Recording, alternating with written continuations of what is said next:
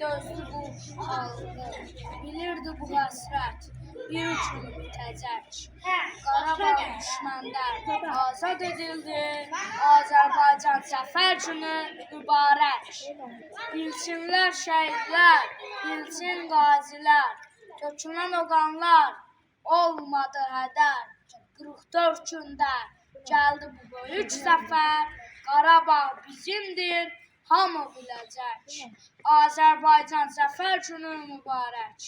Qanla tarix yazdı şanlı ordumuz, zəfərlər taclandı milli ruhumuz.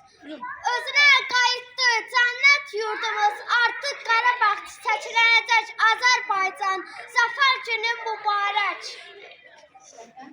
Vətən müharibəsində biz qələbə qazandıq. Bu gün anım günüdür, qəhrəmanları andıq.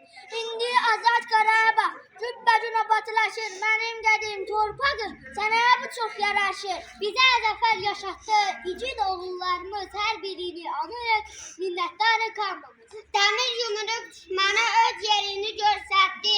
44 günlük döyüşlər tarixi bir zəfərdir. Yaşa vətən canışı, yaraşır zəfər sənə. Alkış min yaradır, zəfər bəxşir. İtirlər öz qanıyla, yazdı zəfər dastanı. 30 il göstərmişdik bu tarixi, bu anı. Dəmir yumruq düşmənə öz yerini göstərdi. 44 günlük döyüşlər tarixi bir zəfərdir. Zəfər xəbəri gəldi, noyabrın 8-i. Xalqımız çox sevindi, çox yaşa Azərbaycan. Qarabağ